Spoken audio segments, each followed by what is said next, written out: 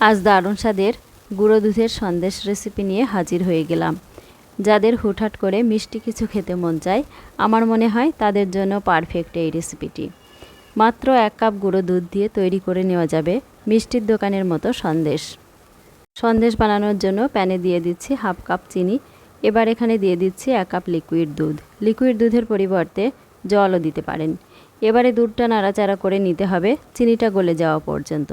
দুধটা ভালোভাবে ফুটে গেছে আর নাড়াচাড়া করে চিনিটাও গলে গেছে। এখন এর সাথে দিয়ে দিয়েছি 1 কাপ গুঁড়ো দুধ।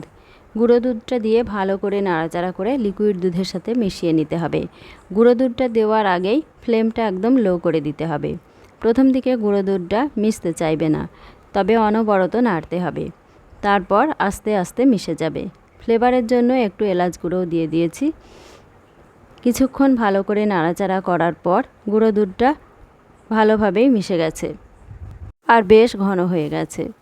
সন্দেশগুলো এতটা পারফেক্ট হয়েছে আর এত বেশি টেস্টি হয়েছে, আমার মনে হয় আপনারা যদি বাড়িতে একবার বানিয়ে নেন তাহলে বারবার বানাবেন। আর সন্দেশগুলো খেয়ে আপনারা বুঝতেই পারবেন না যে এগুলো খুব সহজে 10 মিনিটের মধ্যেই বাড়িতে বানিয়েছেন নাকি দোকান থেকে কিনে এনেছেন। এখন মিশ্রণটা বেশ ঘন হয়ে গেছে আর দিয়ে দিলাম 1 টেবিল চামচ ঘি। আর এখানে তেল বা বাটার কিন্তু দেওয়া যাবে না, ঘিটাই দিতে হবে। ঘি ছাড়া কিন্তু সন্দেশের সেই আসল ফ্লেভারটা আসবে না। এবার এই মিশ্রণটাকে আমি অনবরত নাড়তে থাকবো আর নাড়তে নাড়তে দেখা যাবে যে মিশ্রণটা বেশ আঠালো হয়ে গেছে আর অনবরতই নাড়তে হবে। নাড়াচাড়াটা কিন্তু বন্ধ করা যাবে না। সন্দেশের মিশ্রণটা বেশ আঠালো হয়ে গেছে আর এই অবস্থায় আমি আরও 1/2 চামচ ঘি দিয়ে দিলাম। তারপর আবারও নাড়াচাড়া করে নেব। সন্দেশের এই মিশ্রণটা শেষের দিকে নাড়াচাড়া করতে একটু অসুবিধা হয়, তাই ঘিটা দিলে আর প্যানে লেগে যাবে না, প্যান থেকে ছেড়ে ছেড়ে আসবে। তার মানে সন্দেশের পাক দেওয়াও হয়ে যাবে। আর এইভাবে নাড়তে নাড়তে মিশ্রণটা একটা ডো মতন হয়ে যাবে আর বেশ শুকনো শুকনো হয়ে যাবে।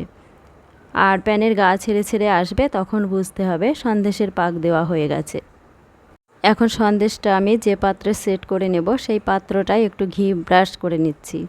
এখন সন্দেশের মিশ্রণটা পাত্রে ঢেলে সেট করে নিতে হবে।